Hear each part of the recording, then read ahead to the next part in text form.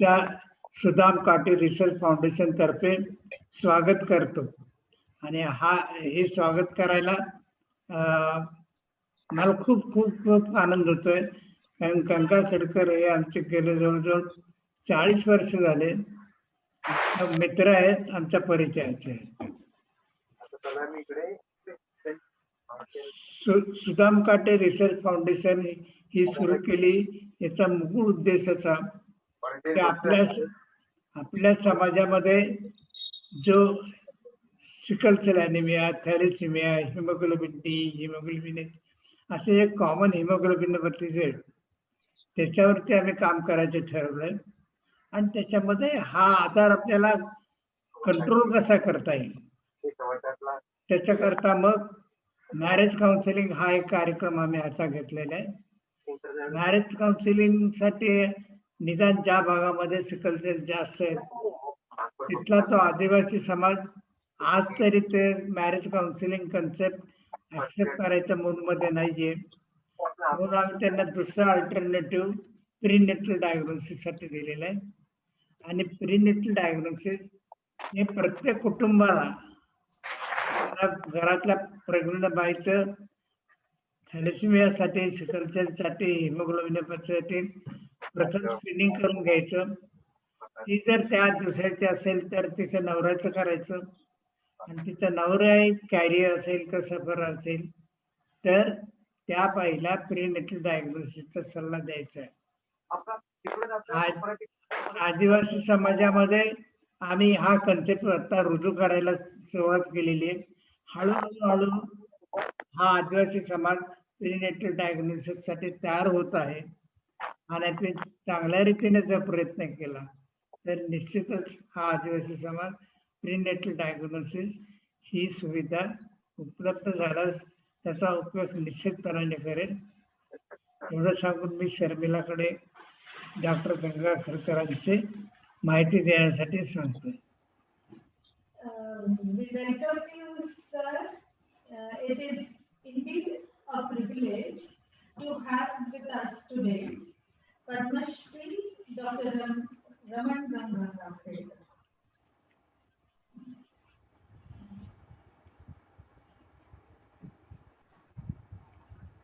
Sorry, still not used to this computer and Zoom meetings and online presentations. Dr. Raman Ganga Khedkar was born in 1962 in Mumbai. He finished his MBBS from Government Medical College, Aurangabad, and Masters in Public Health from the Johns Hopkins University, USA. Worked extensively in HIV management as well as policy making and HIV/AIDS management control programs. After joining NARI in 1993, he emphasized over community involvement in controlling this dreaded disease, involving sex workers, MSMs, and drug users, with experts proved to be a game changer. He promoted the investment for prevention of parent-to-child transmission, which paved way for free antiretroviral therapy for people living with HIV. After serving as director of NARI for a long time, he joined ICMR New Delhi as Scientist G and head Epidemiology and Communicable Division. During his approximately 4-year stint with ICMR, he was instrumental in formulation of policies to handle the Nipah virus outbreak in Kerala in 2018 and recently for the COVID-19 pandemic. He was awarded Padma Shri in 2020 for his service to the nation and his research on HIV and AIDS. He is physician alla excellente, philosopher, researcher, scientist, and a great human being. I have known him for last 30 years and have been enriched by his experience. We welcome you, sir, today. Thank you. Yes, sir. आता मराठीतच सुरू करतो. मराठीतच हे करतो. हो sir. 2-4 गोष्टी पहिले सांगणार बोलायच्या आधी. मी काहीतरी कन्फ्यूज झालो, तेवढा बोलायला वेळ नव्हता म्हणून थोडा वेळच बोललो होतो शर्मिलाशी आणि सरांशी. तर मला असं वाटलं की हे सिकल सेल डिसीजचा प्रोग्राम जो आहे आणि HIV या दोघांचं आपण कसं काय प्रोग्रामिंग करावं, पण कदाचित ते अपेक्षित नसावं अच्छा. म्हणून मी स्लाइड्स दाखवणार नाही. परंतु एक थोडासा वेगळा कन्सेप्ट आपण HIV आणि सिकल सेल डिसीज समजूया. त्यामध्ये मला काही प्रॉब्लेम नाही. आपल्याला काय करावं लागतं, तुम्हालाही जे प्रश्न विचारायचे ते तुम्ही विचारू शकता, काही हे नाही. परंतु आता आपण एक क्षण HIV आपला भारतामधला प्रोग्राम बघूया. तुम्ही जर पाहिलं तर एक तर आपल्याला लक्षात ठेवावं लागतं, मी जे पहिल्यांदा बोलतोय ते प्री कोविड म्हणजे कोविड सुरू व्हायच्या आधीचं बोलतोय. 2019च्या सुमाराला जे आपण बघत होतो तर भारतामध्ये फार वाढलेला होता का? हा बऱ्यापैकी कंट्रोलमध्ये यायला लागलेला होता. तुम्ही जर एका प्रकारे पाहिलं तर भारतामध्ये सर्वसाधारणपणे आपण म्हणत होतो की 23 लाख लोकांना लागण झालेली आहे. आपण त्या नवीन लोकांना लागण होण्याची जर संख्या पाहिली तर ती फारच कमी होती. म्हणजे त्या मानाने आपण आता म्हणजे बऱ्यापैकी कंट्रोलकडे चाललो होतो. म्हणजे नव्याने लागण होणाऱ्या लोकांची संख्या 200 मध्ये एक माणसाला लागेल इतकी कमी झाली होती. 200 मध्येही एक नाही, 2000 मध्ये एक लागण होण्याची शक्यता कमी झाली होती. म्हणजे याचा अर्थ काय झाला की आपण बऱ्यापैकी कंट्रोलमध्ये आणलं होतं. एड्समुळे मृत्युमुखी पडण्याची शक्यता आपण जवळजवळ कमी करण्याच्या मागे लागलो होतो. आणि 2030 सालचं जे ध्येय होतं आपलं की 2030 साली HIV एलिमिनेट झाला पाहिजे, त्याच्या अगदी जवळ आलो होतो. 90 म्हणजे भारतामधल्या 90% रुग्णांना जे HIV बाधित आहे त्यांना HIV झाला हे कळालं पाहिजे. त्यानंतर दुसरी बाब म्हणजे 90% आपल्याला त्या लोकांना लिंक करता आलं पाहिजे, त्यांना ART त्यांना मिळाली पाहिजे. आणि 90% जे HIV बाधित लोक आहेत त्यांच्यामध्ये आपल्याला व्हायरल लोड हा सप्रेस्ड असला पाहिजे. हे ध्येय सुद्धा अचीव्ह करायच्या दृष्टीने 2020 ला आपण अनेक मोठी पावलं उचलली होती. त्यामधलं एक होतं कम्युनिटी बेस्ड टेस्टिंग. त्यानंतर दुसरा विचार सुरू झाला की ह्यांना ART देण्यासाठी आणखी सुविधा देता येतील का, म्हणून आपण जास्त एम्पॉवर करत गेलो. एम्पॉवर म्हणजे आपण हा विचार केला की जे पूर्वी फक्त असं होतं की ART सेंटरला आल्यावरती त्यांना ART इनिशिएट करता येईल, मग हळूहळू रूल बदलत चाललो होतो की आपण लिंक ART सेंटर मध्ये सुद्धा एक्सपेरिमेंटल बेसिसवर सुरू करू. अनेक लोकांचं असं म्हणणं होतं की ART सेंटरला लोकांना दर महिन्याला जे बोलवायचे त्यामुळं त्या लोकांमधले काही लोक येऊ नाही शकायचे आणि ट्रीटमेंट बंद व्हायची आणि त्यामुळं दगा व्हायचे. पण ते पण बदलत आणलं होतं की आता आपण त्यांना जास्त वेळासाठी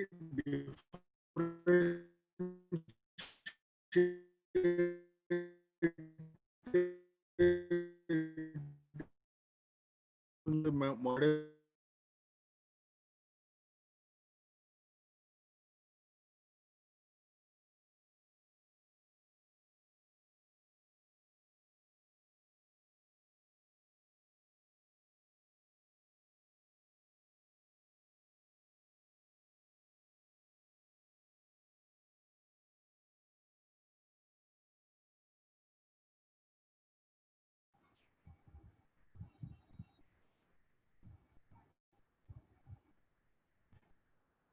सॉरी, ऐकू येते का? नाही sir, it is paused.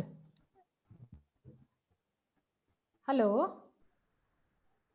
Sir, pause झालाय व्हिडिओ. ऐकू येते? ऐकू येते नाही, पण आता ऐकू येते? हो सर. हा, नाव इट्स क्लिअर. बहुतेक कसं बँड काय विड्थ. ड्रॉप झालंय? हा, बँड विड्थ कमी आहे का सर? बँडविड्थचा प्रॉब्लेम आहे, पण ते दुसऱ्या याच्यावरची मला लावायला लागेल. ओके, कारण का स्पीच ड्रॅग होतंय सर.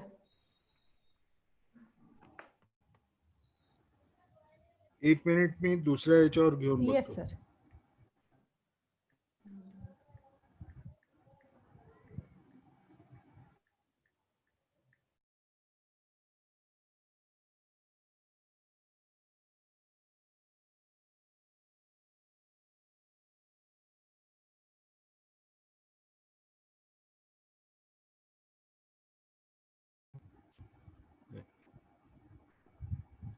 आता नीट ऐकू येत आहे का?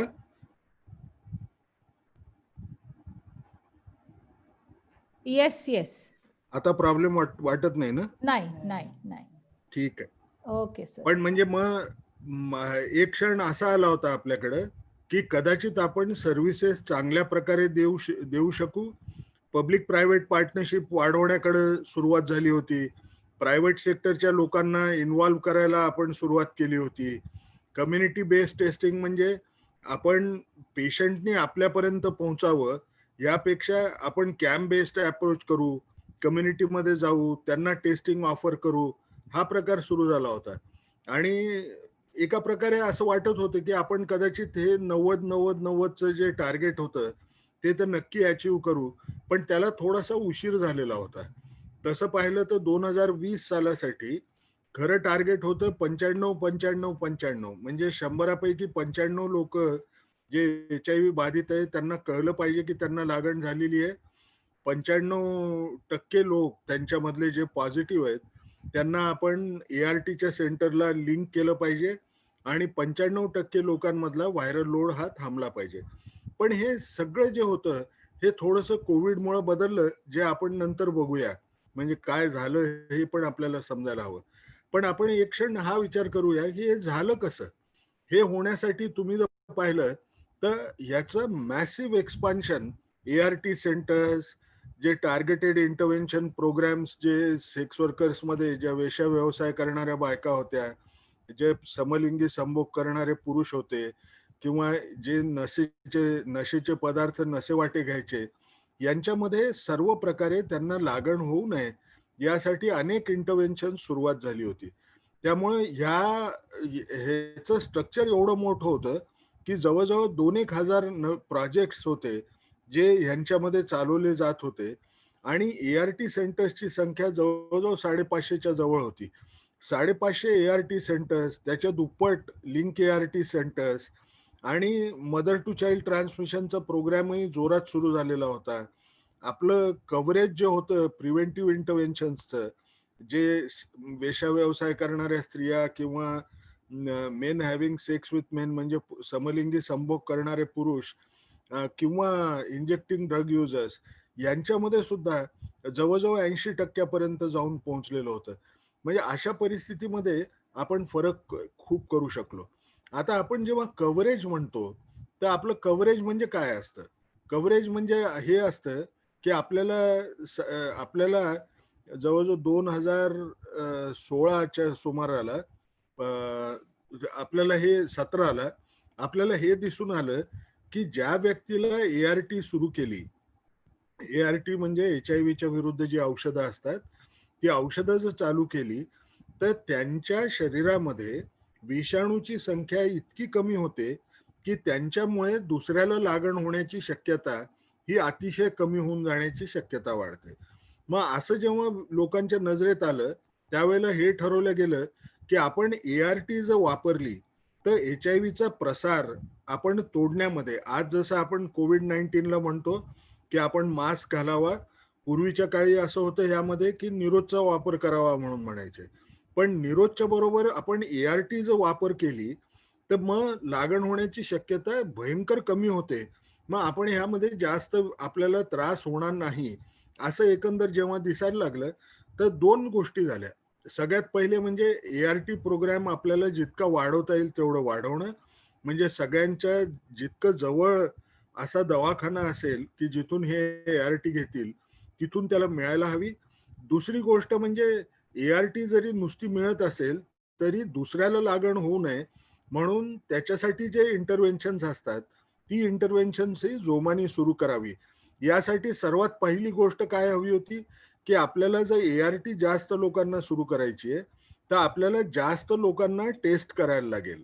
मग जितके जास्त टेस्ट करू तेवढं आपल्याला कळेल की त्याला प्रोग्राम मध्ये ART सुरू करायची आहे का नाही सुरू करायची आहे. कारण ते दिवस गेले की ART त्याचा CD4 350च्या खाली गेला, 200च्या खाली गेला तरच सुरू करायचे. ART इतकी उत्तम प्रकारची आलेली होती की त्यावेळेला आपण हा विचार करत होतो की कोणी HIV पॉझिटिव्ह आला तरी त्या व्यक्तीला आपण ART सुरू केली पाहिजे. आता ही जेव्हा ART सुरू करायची आहे तर त्याचं निदान होणं जरुरीचं होतं. मग निदान करण्यासाठी म्हणून आपण टेस्टिंग त्यांना ऑफर केलं आणि टेस्ट ऑफर करताना आपण 2 गोष्टी केल्या. टेस्टचा स्केल अप खूप झाला. म्हणजे वर्षाला 4 कोटी लोकांची टेस्ट 4 कोटी टेस्ट व्हायच्या. आणि दुसरी महत्वाची गोष्ट म्हणजे आपण हे पाहिलं पाहिजे, की या फक्त 4 कोटी पुरतं मर्यादित नव्हतं. तर हे टेस्टिंग जे आहे, जर समजा आपण पाहिलं, की काही वेश्या व्यवसाय करणाऱ्या स्त्रिया कुठेतरी बाहेर एखाद्या बस स्टॉप पाशी उभ्या असायच्या, त्यांना सुद्धा कशी टेस्ट देता येईल, ती जागेवर जाऊन करावी, इथपर्यंत आपण पुढे गेलेलो होतो. तर अशा परिस्थितीमध्ये आपण ART प्रोव्हाइड करायला सुरू केली. निरोधचं वाटप वाढवला. गुप्तरोग तर इतक्या उत्तम प्रकारे आपण हँडल केले होते, की गुप्तरोगांची जवळ-जवळ पूर्ण निर्मूलन होतंय का? इतकी परिस्थिती सध्याच्या घडीला आलेली होती. पण हे सगळं हळू बदलत गेलं. बदलत गेलं याचं मुख्य कारण काय? की हा कोविड नवीन आला आणि हा फरक किती मोठा होता. म्हणजे एक क्षण मला आठवतं, मी जेव्हा पहिल्यांदा HIV मध्ये काम करायला सुरू केलं, तर आम्ही म्हणायचो की 11 वर्ष त्याला कुठलंही लक्षण येणार नाही शरीरात विषाणू गेल्यावर. त्यानंतर एड्समुळे तो पुढच्या 1.5 वर्षामध्ये मृत्युमुखी पडेल.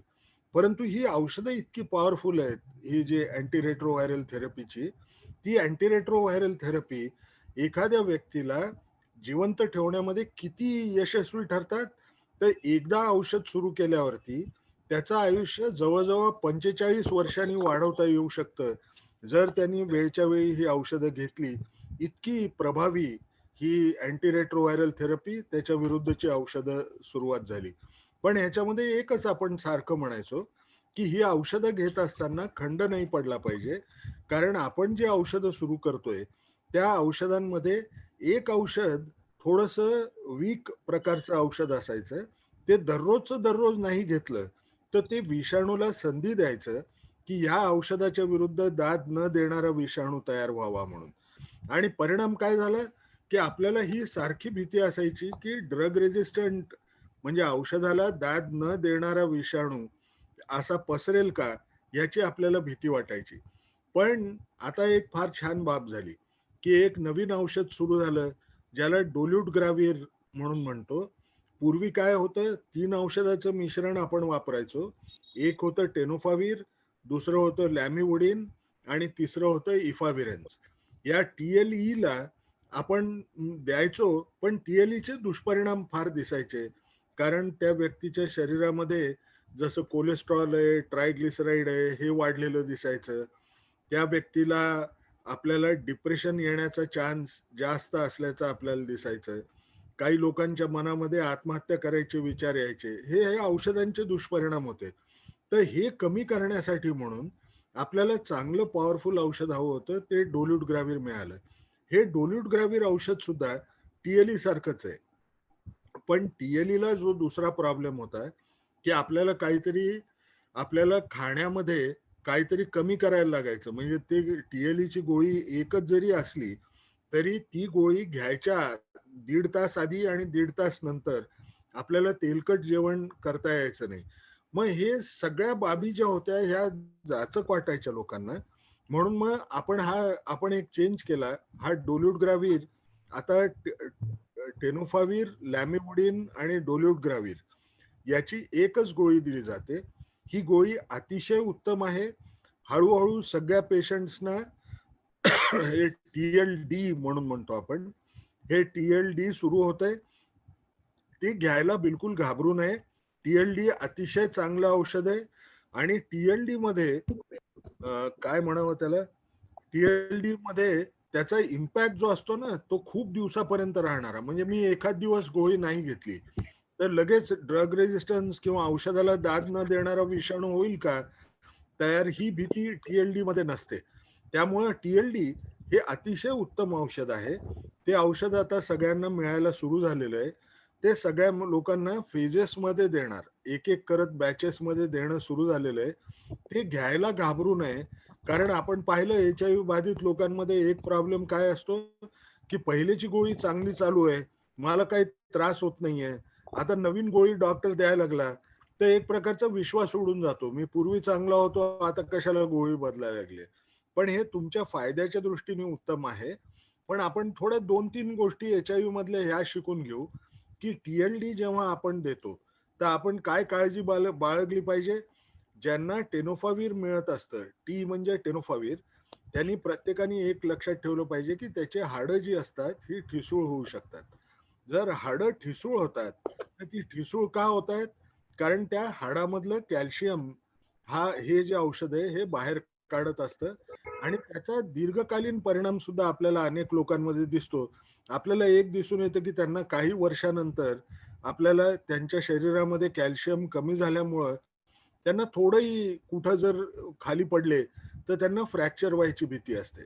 आणि मग पाठ दुखतीये किंवा मग माझ्या हाडाचं दुखणं सुरू झाल्यासारखं.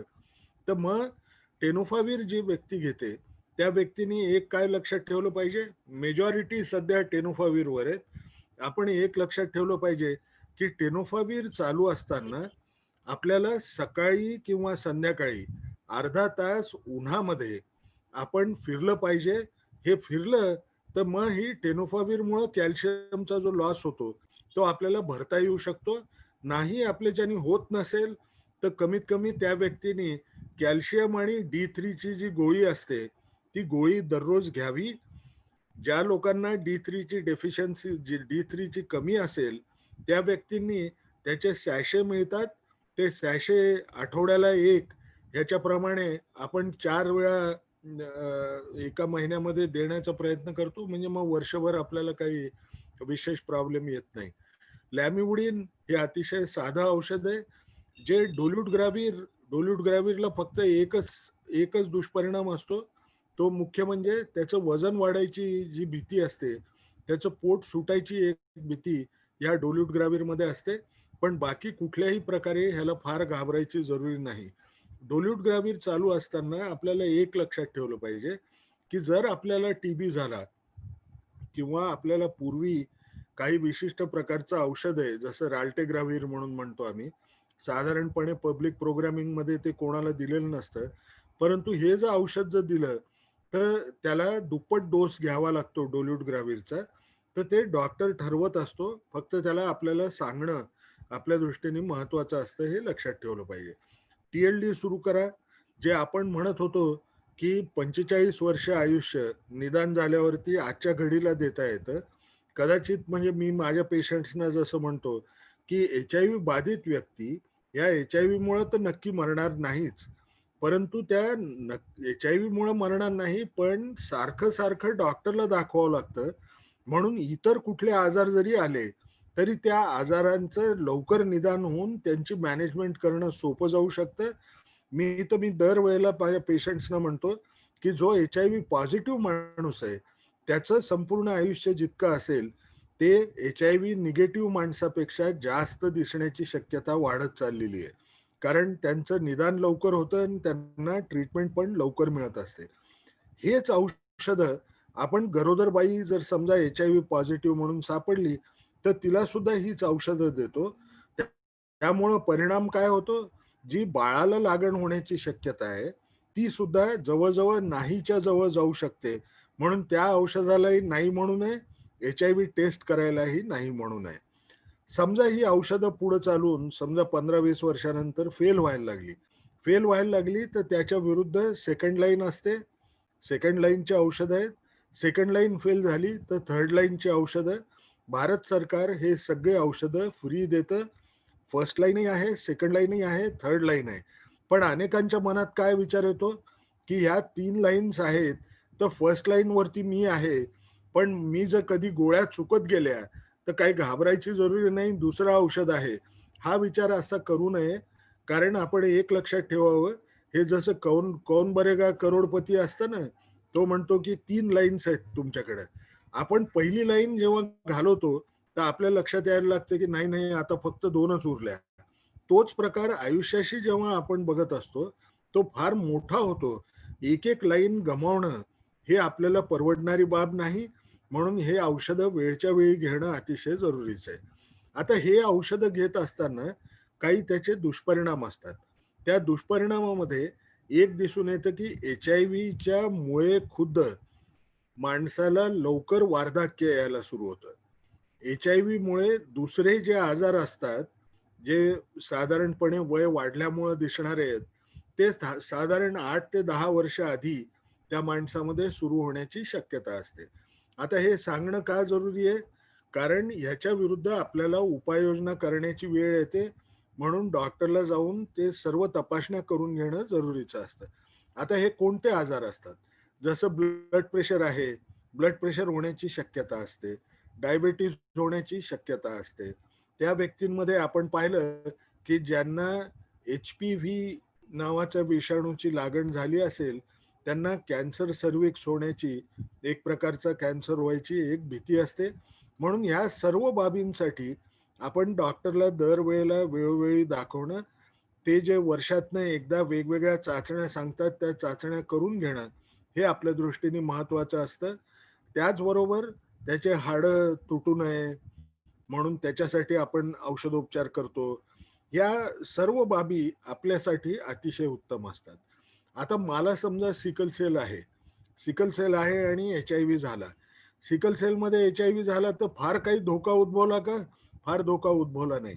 एक फक्त लक्षात ठेवायचं की सिकल सेलमध्ये सिकलिंग जे होतं, म्हणजे जे आपल्याला पोटामध्ये दुखतं किंवा वेगवेगळ्या अवयवामध्ये दुखतं, त्यावेळेला काय होत असतं, शरीरामधला जो ऑक्सिजन असतो तो जेवढ्या प्रमाणात पाहिजे ते त्या भागामध्ये त्याला मिळत नसतो, म्हणून त्यावेळेला ते पोटही दुखत असतं. तर मी जर समजा HIV बाधित असेल, त्यांनी त्या सिकलिंगच्या क्रायसिसवर परिणाम होणार नाहीये, परंतु आपण एक लक्षात काय ठेवलं पाहिजे, दोन्ही आजारांसाठी उपयुक्त काय असू शकतं, तर आपल्या खाण्यामधनं आपण हे जे रंगीत फळं जे असतात ना, ती रंगीत फळं याचा जर आपण खाण्यामध्ये वाढवायला सुरुवात केली, तर हे अँटीऑक्सिडंट्स म्हणून असतात.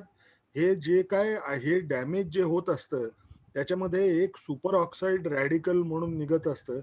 त्याला ते खाऊन टाकतं किंवा त्याला बाहेर काढण्यामध्ये यशस्वी ठरत असतं. म्हणून दरवेळेला रंगीत फळं दिवसातनं एकदा तरी खावी. आपण जेव्हा हे रंगीत फळं म्हणतो, तर प्रत्येकाला काय वाटतं, की रंगीत फळ म्हणजे खूप महाग झालं, आपण ते खाऊ शकणार नाही. पण आपण एक लक्षात ठेवलं पाहिजे, की रंगीत फळामध्ये सगळ्यात स्वस्त जर काही असत असेल तर टमाटे असतात. आपल्या घराच्या परसामध्येही आपण टमाटे लावू शकतो.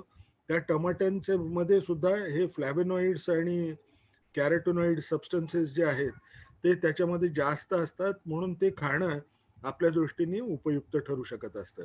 तसं जर पाहिलं तर HIV आणि सिकल सेल डिसीज यामध्ये कुठल्याही प्रकारे मेजर काही प्रॉब्लेम येण्यासारखी बाब नसते. ही जी औषधं चालू आहेत त्याचा, आणि सिकल सेल डिसीजसाठी काही औषधं चालू असतील त्याचा आणि यांचा काहीही इंटरॅक्शन नसते, हे आपण लक्षात ठेवलं पाहिजे. फक्त आपण एक लक्षात ठेवावं, एक पहिले या सिकल सेलच्या बाबतीमध्ये एक चांगली बातमी देऊन जातो, की तुम्ही हे कोविडचं नाव ऐकलं. कोविडच्या नावामध्ये, कोविडमध्ये आपण म्हणलो की व्हॅक्सिन तयार झाली. वेगवेगळे नवीन प्रकारचे टेक्नॉलॉजी डेव्हलपमेंट झालेलं आहे. त्यामध्ये कदाचित आपण एखादी गोष्ट वाचली नसेल, परंतु जी CRISPR म्हणून एक टेक्नॉलॉजी आहे, त्याचा वापर करून अमेरिकेमध्ये माझ्या अंदाजाप्रमाणे 10 का 12 दिवसापूर्वी त्यांनी थॅलिसिमिया या आजाराला क्युअर केलेलं आहे. मग ही जी टेक्नॉलॉजी आहे, याचा वापर होऊन सिकल सेलमध्ये सुद्धा फायदा होईल का, हे आपल्याला बघायला लागेल. सिकल सेलसाठी ते लोक जास्त काम करणार नाही, कारण त्यांच्याकडे सिकल सेल डिसीज हा एवढा कॉमन नसतो. पण ते आपल्याकडच्या शास्त्रज्ञावर आपल्याला सोडावं लागेल की हा CRISPR-चा वापर करून ते काय हे सिकल सेलचे जीन्स बदलायचा प्रयत्न करू शकतील का. याला अजून 4-5 वर्ष तर नक्की लागतील भारतामध्ये सुरू व्हायला. परंतु ही सुद्धा मोठी आशा मनामध्ये ठेवावी आपण. त्यामुळं डिप्रेशन येणं किंवा मला सिकल सेल आजार झालेला आहे किंवा मला हे आई वडिलाकडनं आलेलं आहे, मी काहीच करू शकत नाही, हा मनामधनं विचार काढा. आज नाही उद्या ह्याच्या विरुद्ध सुद्धा सोल्युशन निघेल. आता हे जे सगळं HIV होतं, त्याला सगळ्यात मोठा धक्का बसला या कोविड-19 मुळे. पण कोविड-19 याच्यामध्ये लॉकडाऊन झाल्यामुळं अनेक लोक हे घरामध्येच बसून राहायला सुरू झाले. घरात बसून राहायला लागल्यावरती त्यांना जर ट्रीटमेंटसाठी बाहेर जाणं अपेक्षित होतं किंवा त्यांना HIV टेस्ट करायची असेल तर माझी इच्छा आहे माझी करून घ्यावी, कारण माझे कोणाशी तरी संबंध आलेले आहेत, तर मी काय बाहेर निघू शकायचो नाही. मला गुप्तरोग आहे तर गुप्तरोगाच्या ट्रीटमेंटसाठी मी बाहेर पडू शकायचो नाही. तर ह्याचा अनेक प्रकारे परिणाम झालेला आहे. सगळ्यात पहिला परिणाम जर तुम्ही बाकीच्या प्रोग्राम्सच्या मानाने जर पाहिलं तर बाकीचे जसं टीबीचा प्रोग्राम असेल, मलेरियाचा असेल, तुम्ही कुठलाही घ्या, हिपॅटायटिसचा असेल, काविळीचा असेल, तर त्यापेक्षा हा जो HIV प्रोग्राम होता हा टिकून राहिला. याचं मुख्य कारण काय? ज्या लोकांना ट्रीटमेंट चालू होती त्यांना हे जे HIV बाधित लोकांच्या संघटना होत्या त्या लोकांनी सहकार करून त्यांना घराघरापर्यंत जाऊन त्यांना औषधं 3-3 महिन्याची देण्यात आली. आणि यामध्ये सरकारने सुद्धा ठरवलं की आपण 3 महिन्याचा डोस एकदाच द्यायला मागं पुढं बघू नये, कारण लॉकडाऊन चालू आहे. त्याचा परिणाम काय झाला की यामुळे कमीत कमी डिफॉल्टर्सची जी संख्या होती ही अतिशय कमी झाली आणि कदाचित यांच्यामध्ये मृत्यूचं प्रमाण सुद्धा या HIV मुळे हे आपल्याला कमी झाल्याचं दिसून येण्याची शक्यता आहे. आता प्रश्न काय झाला की हे तर फार सोपी गोष्ट झाली, परंतु HIV बाधित व्यक्तींना किंवा HIV बाधित व्यक्तींमध्ये दुसरे जर काही आजार झाले असतील त्याच्या सर्व्हिसेस मात्र ह्या थोड्याशा खंडित झाल्या. त्याचा परिणाम काय होतो हे आपल्याला काही दिवसामध्ये दिसायला काही हरकत नाही. दुसरी बाब आपल्याला काय लक्षात ठेवली पाहिजे की या काळामध्ये समजा मला गुप्तरोग होता, तर जे मॉडेलिंगच्या स्टडीज झाल्या आहेत त्यामध्ये असं एकंदर दिसून येतंय की जो काय लॉकडाऊनमुळं लोक बाहेर फिरत नव्हते म्हणून वेश्या व्यवसाय करणाऱ्या स्त्रीबरोबर संबंध आले नसतील, हा एक HIV वाढण्याच्या विरुद्ध एक चांगला फॅक्टर होता, परंतु तो सुद्धा काम करत नसावा, संख्या वाढावी असा अंदाज येतोय. कायचं मुख्य कारण म्हणजे ज्यांना गुप्तरोग होते त्या गुप्तरोगी रोगांच्या लोकांना आपण औषधं पोहोचवू शकलो नाही किंवा त्यांचं डिटेक्शनही झालं नाही. परिणाम काय होतो? गुप्तरोग असलेल्या माणसाकडनं दुसऱ्या व्यक्तीला HIV लागण होण्याची शक्यता 10 पटीने जास्त असते गुप्तरोग नसलेल्या व्यक्तींच्या मानाने. मग त्याचा परिणाम हा होणार की नवीन केसेसची संख्या, असा एक अंदाज व्यक्त केला जातो, ही 20% वाढलेली आपल्याला दिसण्याची शक्यता सुद्धा तितकीच असावी. म्हणजे ट्रीटमेंटच्या ज्या सर्व्हिसेस होत्या त्याला काही विशेष प्रॉब्लेम आला नाही, परंतु ज्या प्रिव्हेन्शनच्या ज्या सर्व्हिसेस होत्या त्याला मात्र नक्कीच त्रास बसला या कोविड-19चा. यामध्ये वाद नाही. एखाद्या व्यक्तीला कोविड-19 झाला आणि तो HIV बाधित असेल तर त्या व्यक्तीला मृत्युमुखी पडण्याची शक्यता थोडीशी जास्त असते, हे आपण लक्षात ठेवलं पाहिजे. त्याचं मुख्य कारण काय? जसं आपण पूर्वी म्हणलो की तो माणूस ART घेतोय तर ती ART चालू असताना त्याला दुसऱ्या प्रकारचे आजार होण्याची शक्यता वाढते, लवकर होण्याची. म्हणजे जसं डायबिटीज आहे किंवा ब्लड प्रेशर आहे ह्याच्यासारखे आजार दिसतील. आता हे आजार जर एखाद्या व्यक्तीमध्ये असतील आणि त्याला कोविड झाला तर ती मृत्युमुखी पडण्याची शक्यता या आजारांमुळे जी वाढते ती आपल्याला आपल्या समाजामध्ये दिसण्याची शक्यता नाकारता येत नाही. HIV बाधित व्यक्तीला कोविड होण्याची शक्यता जास्त असते का? ती जास्त नसते, हेही आपण लक्षात ठेवलं पाहिजे. HIV बाधित व्यक्तीला कोविड झाला तर ART बदलावं लागते का? ART बंद करावं लागते? काहीही करावं लागत नाही. जे औषधं आहेत ते चालू ठेवायचे. ज्या लोकांचा CD4 आणि चांगला आहे आणि व्हायरल लोड कमी आहे अशा व्यक्तींमध्ये आपल्याला कुठल्याही प्रकारचे वाईट परिणाम या कोविडमुळे दिसत नाही, हेही आपण लक्षात ठेवलं पाहिजे. आता मी शेवटच्या इश्यूकडे येतो, मग तुम्ही पाहिजे तो प्रश्न विचाराल की मला सरांनी जेव्हा सांगितलं की सिकल सेल डिसीज आणि ह्याच्या संदर्भात बोलावं, मला असं वाटलं की सिकल सेल डिसीजचा प्रोग्राम पुढे कसं चालवायचा या HIV च्या प्रोग्राम मध्ये. तर आपण दोन गोष्टींचा एक विचार करू की एक तर काय झालंय, आता हे कोविड-19 मुळे अव्वाच्या सव्वा खर्च हा हेल्थवरती झालेला आहे. सध्याच्या घडीला जितका खर्च झालाय तो आपण इमॅजिनही करू शकत नाही. हा जगभर सगळे देश करतायत. त्यामुळं काय होणार आहे, बाहेरून येणारं हेल्थवरचं फंडिंग, देशामधलं हेल्थसाठीचं दुसऱ्या प्रोग्राम्सचं बजेट, यामध्ये आपल्याला प्रॉब्लेम्स येण्याची शक्यता आपल्याला नाकारता येणार नाही. त्याचा दुसरा परिणाम काय होईल, ते प्रोग्राम त्यांच्याजवळ एवढे पैसे नसल्यामुळं ते प्रोग्राम थोडेसे स्लो होण्याची शक्यता राहणार आहे.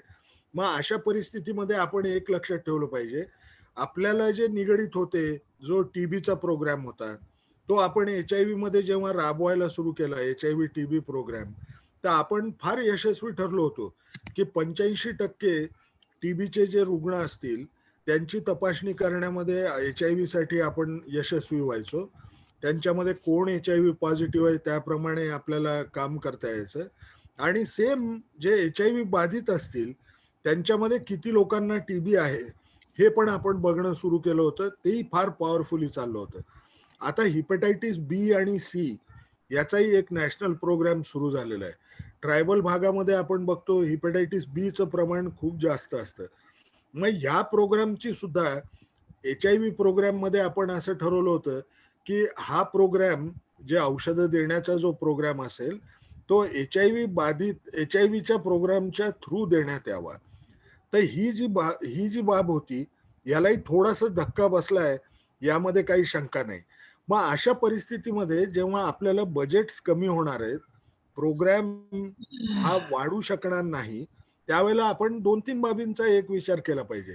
पहिली बाब काय, की आपल्याला किंमत कमी करून जर सर्व लोकांना सर्व्हिसेस सगळ्या द्यायच्या असतील, तर हे जे व्हर्टिकल प्रोग्रॅमिंग असतं, मग HIV वेगळा, टीबीचा प्रोग्राम वेगळा, मलेरियाचा प्रोग्राम वेगळा, सिकल सेल डिसीजसाठी स्क्रीनिंग प्रोग्राम वेगळा, हे आपल्याला टाळावं लागेल. आपल्याला काय करावं लागेल, याला टास्क शिफ्टिंग म्हणतात.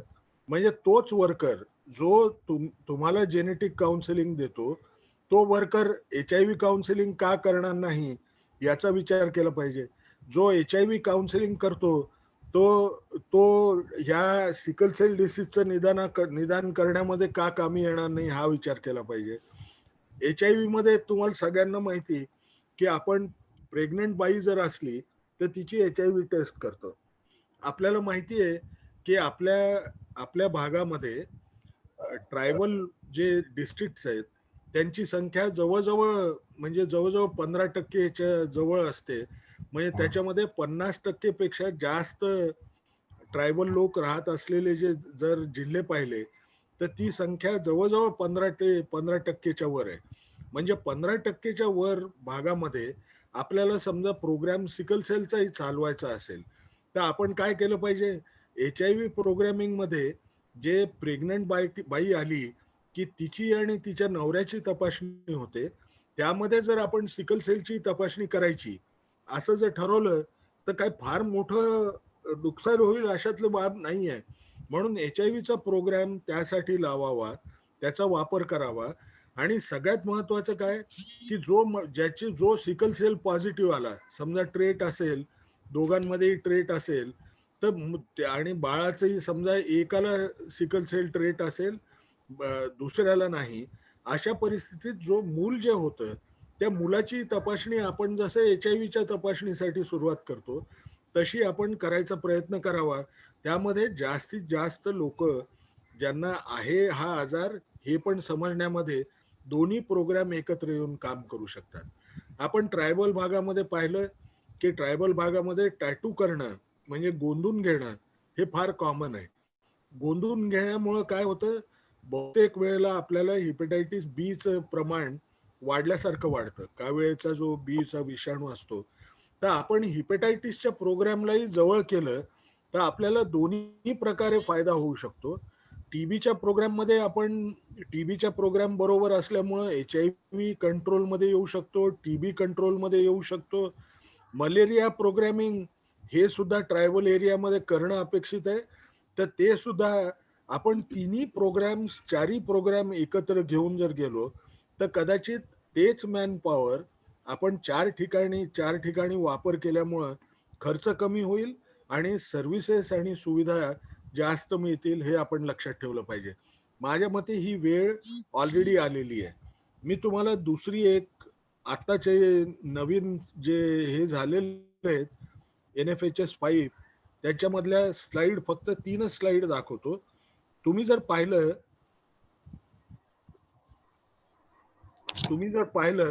तर तुम्हाला धक्का बसेल की काही भागांमध्ये ट्रायबल पॉप्युलेशन जास्त आहे म्हणून आपण म्हणतो.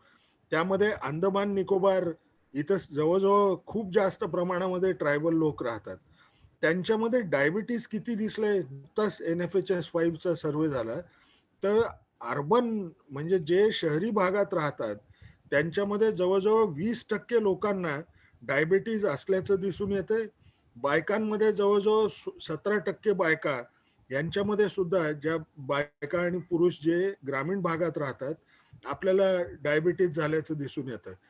ब्लड प्रेशरचा जो आजार आहे तो जर तुम्ही पाहिला तर साधारणपणे 4मध्ये 1 व्यक्ती अर्बन एरियामध्ये आणि जो ग्रामीण भागात आहे त्यांच्यामध्ये तर जवळजवळ 30% म्हणजे 3त1 व्यक्तीला आपल्याला ब्लड प्रेशर असल्याचं दिसतंय. आणि हे जे काय अर्बनायझेशन, शहरीकरण सुरू झालेलं आहे त्यामध्ये ट्राईब्सची राहण्याची पद्धती बदलत चालली. परिणाम काय होतोय, आज ह्या ट्राईब्समध्ये आपल्याला ओबेसिटी म्हणजे जाड होण्याची शक्यता ही खूप जास्त दिसतीये. तुम्ही पाहिलं तर जे शहरी भाग आहेत त्यामध्ये बायकांमध्ये जवळ अंदमानमध्ये 42% बायकांमध्ये ओबेसिटी दिसतीये. तसंच आपण जर पाहिलं की ग्रामीण भागामध्ये जरी पाहिलं तरी ते प्रमाण 3मध्ये 1च्या जवळ आलेलं आणि पुरुषामध्ये तर 2मध्ये 1 आला. म्हणजे ही काही बाब चांगली नाही. आपल्याला थोडंसं हे बदलायचा प्रयत्न करावा लागेल. दारू पिण्याचं प्रमाण आणि तंबाखू खाण्याचं प्रमाणही तितकंच जास्त आहे या ट्रायबल एरियामध्ये. आपण जर पाहिलं, आपल्याला वाटतं हे फार दूर गेलं, पण आपण महाराष्ट्राबद्दलचा विचार करू. गडचिरोली जिल्ह्यामध्ये जर तुम्ही पाहिलं तर सर्वसाधारणपणे डायबिटीज असण्याचं प्रमाण हे साधारण 10%च्या जवळ येऊन पोहोचतं. हे लक्षात ठेवणं आपल्या दृष्टीने महत्वाचं. ब्लड प्रेशरचं प्रमाण 17%, म्हणजे जवळजवळ 6 लोकांमध्ये एकाला ब्लड प्रेशर निघण्याची शक्यता असते. आपण पाहतो ओबेसिटी म्हणजे लठ्ठ होण्याचं प्रमाण हे तसं त्या मानाने गडचिरोलीमध्ये कमी आहे, पण तंबाखू खाण्याचं प्रमाण हे अतिशय जास्त आहे. म्हणून आपल्याला ओरल कॅन्सर्स म्हणजे तोंडामध्ये होणारा जो कॅन्सर असतो त्याचं सुद्धा सारखं सारखं बघत राहणं आणि लोकांना हे खाऊ नये यासाठी उद्युक्त करणं फार जरुरीचं आहे. दारू पिण्याचं प्रमाण पुरुषामध्ये गडचिरोली जिल्ह्यामध्ये 35%, म्हणजे 3मध्ये 1 माणूस निघतोय. ही पण बाब चांगली नाही, कारण त्यांनी माणसाचं लिव्हर खराब होतोय. तुम्ही नंदुरबार जिल्हा पाहिला, नंदुरबार जिल्ह्यामध्ये ट्रायबल लोकांची संख्या अतिशय जास्त आहे. तुम्ही जर पाहिलं तर 10% लोकांना डायबिटीज, जवळजवळ 4मध्ये 1 ब्लड प्रेशर, लठ्ठ होण्याचं प्रमाण बायकांमध्ये 13%. आपण जर पाहिलं की तंबाखू खाण्याचं प्रमाण पुरुषांमध्ये जवळजवळ 43%, दारू पिण्याचं प्रमाण पुरुषांमध्ये 13%. या बाबी चांगल्या नाही. मग मी माझे काउन्सिलर्स ठेवतो. हे मला जर कमी करायचं असेल तर माझे जे काउन्सिलर्स आहेत, मग ते सिकल सेल डिसीजवर काम करतायत का HIV वर काम करतायत, त्यांनी ही संधी पाळून आपण काय करायला पाहिजे, लोकांना त्यांची दिनचर्या कशी चांगल्या पद्धतीने बदलावी म्हणजे हे आजार होणार नाही यासाठी प्रयत्न केला पाहिजे. हे जर आपण केलं तर जे काय हेल्थमध्ये इनइक्विटी म्हणजे असमानता जी आहे ती आपल्याला कमी करण्यामध्ये नक्की मदत होईल. म्हणून या सर्व प्रकारच्या बाबींना आज एकत्रित विचार करणं हे फार जरुरीचं आहे. हे नाही केलं तर कदाचित आपल्याला दरवेळेला वेगवेगळं मॅनपॉवर वापरून आपल्याला लोकांना शिकवायची पाळी येईल. ही काही बाब चांगली राहणार नाही. कमीत कमी पुढचे 2-3 वर्ष जेव्हा हेल्थवरचे बजेट्स आपण सगळ्या आजारांवर पूर्वी देत होतो, इतके आपल्याला देण्याची शक्यता तितकी राहणार नाही. त्यावेळेला आपण जर सगळे प्रोग्राम एकत्र आलो आणि त्यांनी कॉमन गोल ठेवलं, कॉमन विचार करायला सुरू केलं, तर कदाचित आपण ह्या आदिवासी लोकांना त्यांच्या तब्येती सुधारण्यामध्ये यशस्वी ठरू असं वाटतं. मला वाटतं मी इथंच थांबतो. काही प्रश्न विचारायचे असतील तर विचारून घ्या. तर प्रश्न तर खूप आहेत. 1995 साली जेव्हा आपण सुरुवात केली गाडीखाना क्लिनिकची, त्या वेळापासूनचे HIV पेशंट्स आणि आता 2020 मधले HIV बाधित पेशंट्स ह्या संख्येत फरक पडलाय सर? हो, संख्येत फरक पडला.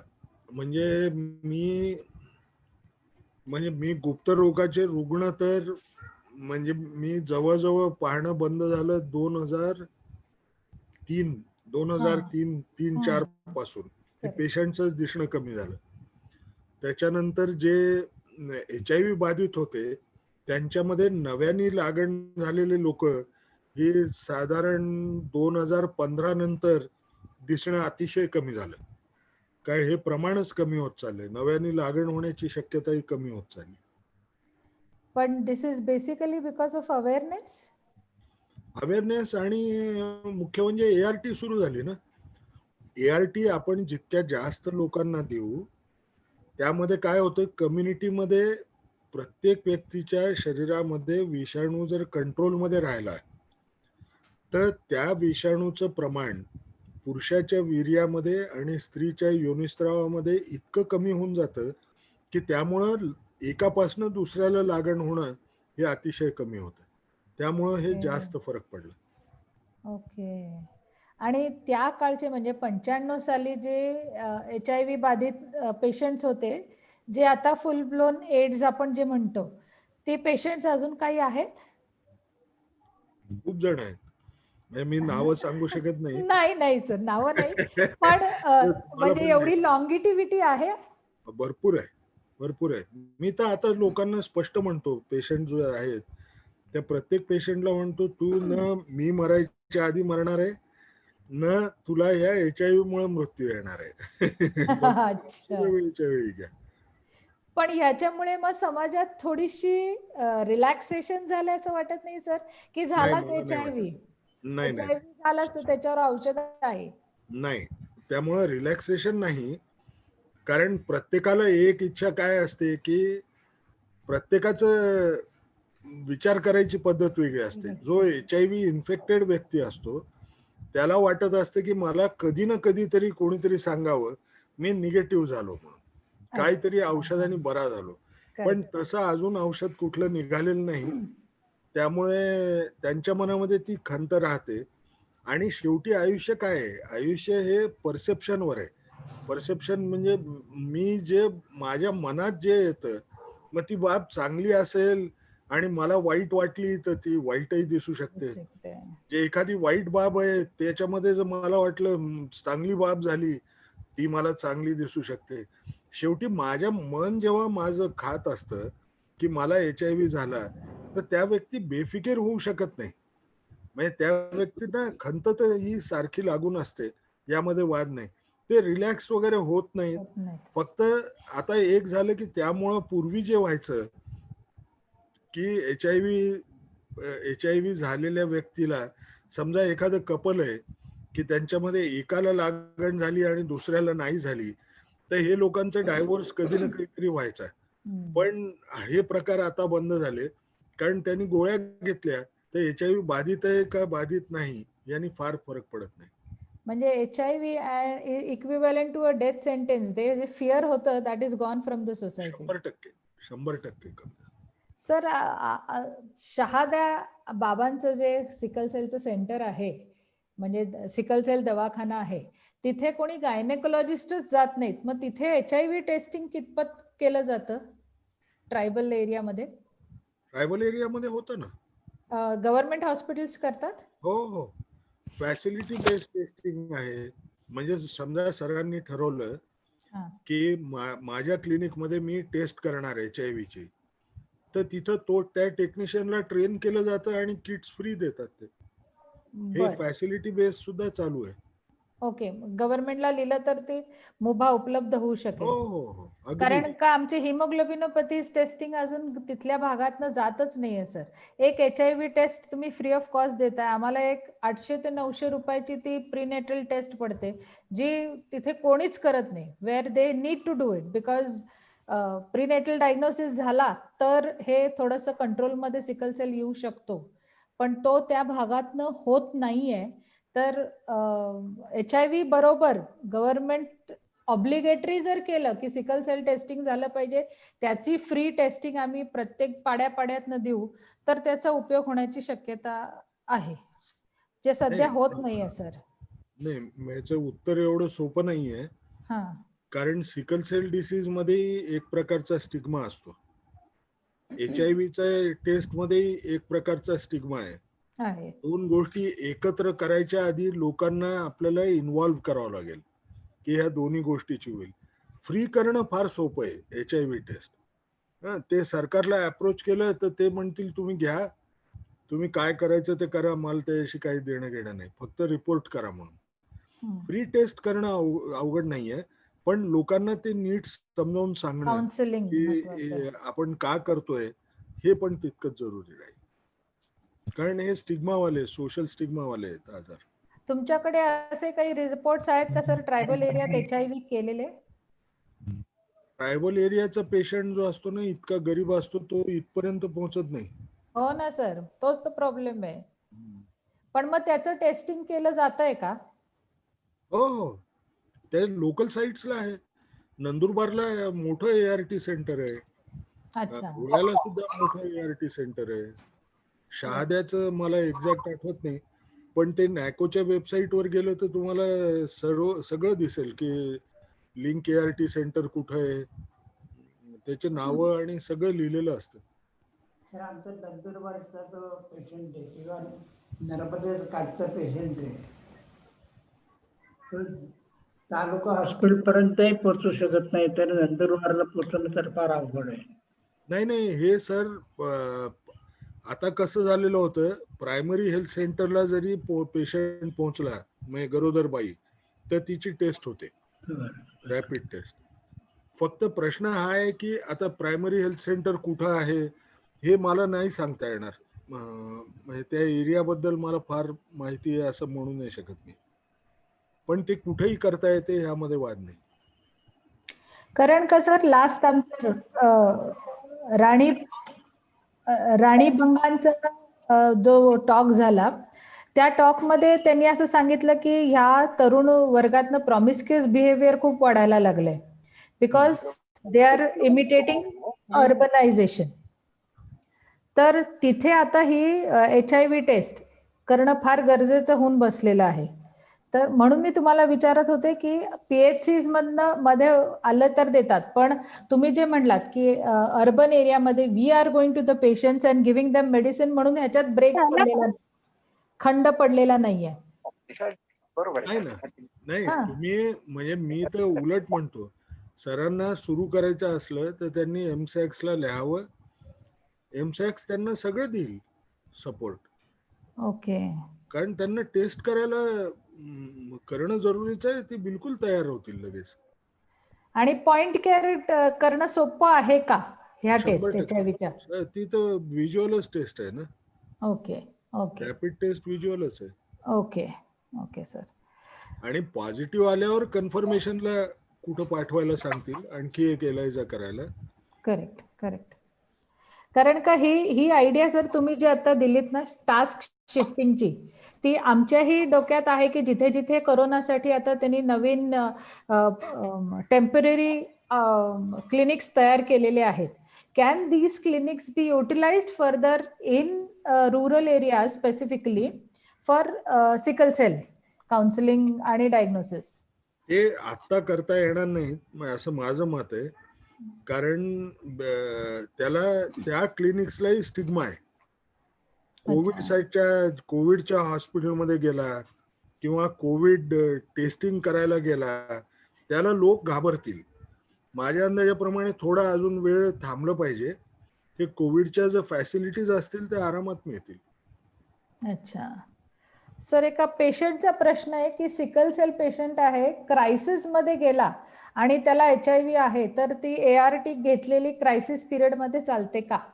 100% चालते, काही प्रॉब्लेम नाही. ओके. कारण का त्या काळात त्याचे पेन किलर्स वाढतात, त्याला ते क्रायसिस पिरियड मध्ये वेगळी औषधं दिली जातात. नाही, काहीच नाही होत त्याने. अच्छा, ART चालू राहिली तर चालेल. ओके. आणि सर तुम्ही CRISPR-R म्हणला टेक्निक ज्याच्यासाठी 8-10 दिवसापूर्वी थॅलेसेमिया रिपेअर करण्यात आलेला आहे, तर त्याची कॉस्ट आपल्याकडे आली तर कितीपर्यंत जाईल? CRISPR फार महाग नसतं, पण हे कोणाला तरी सिकल सेल डिसीज साठी काम करावं लागेल. कारण माझ्या अंदाजाप्रमाणे अमेरिकन लोक सिकल सेलवर काम करणार नाही, त्यांच्याकडे नाहीच आहे. तर करेक्ट. ते कशाला आपल्या लोकांसाठी कशाला काम करतील ना.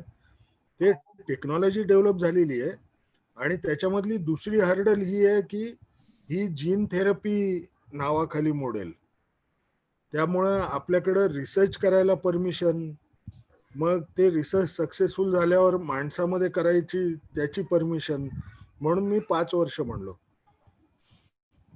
कारण माझ्या अंदाजाप्रमाणे ह्या हर्डल्स पुढच्या वर्षभरामध्ये बाहेरच्या देशात होतील, ओव्हरकम करतील. करेक्ट. कारण का सर आम्हाला सध्या sickle test point care kit वापरायचं म्हटलं तरी ते इतकं महाग जात आहे की हे CRISPR-R थेरपी या पेशंट पर्यंत नेणं is going to be a very novel idea and a dream. नाही नाही, पण हे एकदाच करायची बाब आहे ना. करेक्ट. जीन थेरपी जी असते ही एकदाच होणार, त्यामुळं लोक तयार होतील, मला त्याचं वाटत नाही काही. पण ती टेक्नॉलॉजी आपल्याला सिकल सेल साठी वापरावी लागेल पहिले. सर तुम्ही असं म्हणाल की आपल्याला परदेशातलं हेल्थ प्रॉब्लेमला पैसे मिळणार नाही. आपल्या देशात आपण करोनावरती एवढा खर्च केलेला आहे की आपल्या देशाकडे आता कुठल्या इतर पब्लिक हेल्थ प्रॉब्लेमला प्रायोरिटी मिळणार नाही. त्याच्यासाठी तुम्ही एक सुचवतो की मल्टीपर्पज वर्कर्स आपल्याला तयार करायला लागतील.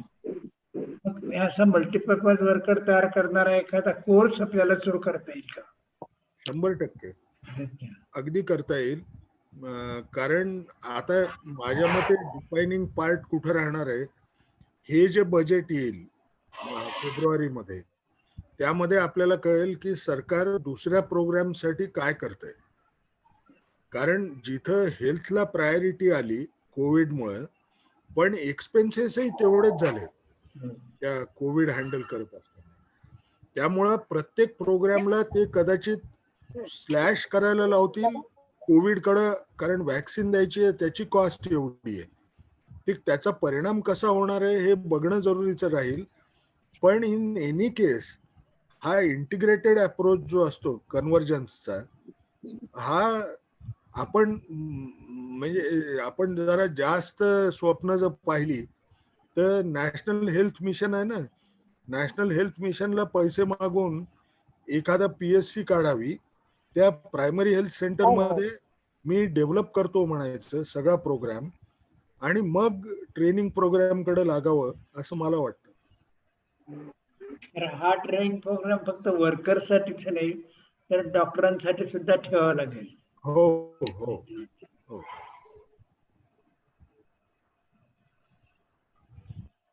अजून काही तर पण या अशा ट्रेनिंग पोहोचण्यासाठी सरकार कितपत पैसे खर्च करील हे सध्याच्या बॅकग्राऊंडवर तर सांगता येणार नाही, पण प्रायोरिटीने करावा.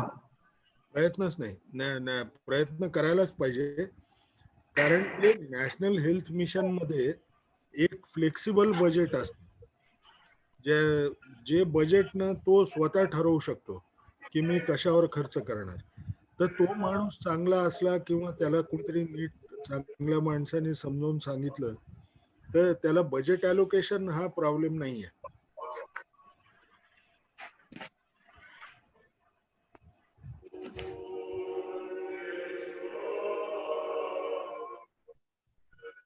Sir, we have come to the end of this topic. आणि जसे जसे मला प्रश्न येतील तसे तसे मी तुम्हाला व्हॉट्सअप करत राहीन, कारण का हा विषय समजून त्याच्यावर प्रश्न विचारणं, पेशंट्स पर्यंत ते पोहोचवणं, फेसबुकवर बऱ्याच जणांनी ते बघून त्याच्यातनं प्रश्न विचारणं, आम्ही नक्की तुमच्या कॉन्टॅक्टमध्ये राहू. पण आज तुम्ही इथे आलात, आम्हाला एवढी ही व्हॅल्युएबल माहिती दिली, त्याबद्दल from SKRF we are really thankful. मला आठवतं सर, गाडीखान्यात आपण जेव्हा सुरुवात केली होती आणि आम्ही सगळे जॉईन झालो होतो, त्यावेळेस तुम्ही म्हटला होता आम्ही साधारण 8 जण होतो. दोन सोशल वर्कर होत्या, रिसर्च असिस्टंट होते, लॅब टेक्निशियन होत्या, गायनेकोलॉजिस्ट होत्या, पण आम्ही सगळे 25-30 होतो. आणि पहिल्या दिवशी तुम्ही आल्यावर असं म्हटलं होतं, म्हणजे you were aghast to see that all were under 25 to 30 years. And you said, how am I going to deal with them? How are they going to learn from this? आणि काही कळतं की नाही लोकांना? That was your first reaction. But in the process, you trained us so well that we all have become so sensitive towards social subjects. Thank you for giving us that insight. And not only that, I have seen that you were so brotherly with so many HIV patients. So this approach of getting HIV patients on the policy making diocese was a real good approach. And त्याच्यामुळे आपल्याकडे HIV कमी होतंय आणि 2030 पर्यंत तुम्ही म्हणलात तसं कदाचित इरॅडिकेट पण होईल. तर we need more people like you, your vision. Thank you for coming today, and please be in touch with SKRF. Thank you, sir. Thank you. पण म्हणजे I must apologize. तुम्ही स्पेसिफिक प्रेझेंटेशनचा विचार केला नव्हता. सर, मी वेगळ्या पद्धतीने पाहिलं होतं. पण हे इन्फॉर्मल चर्चा जास्त महत्वाची आहे सर. ठीक आहे. बाबा, thank you sir. Thank you. Thank you, sir. Bye-bye.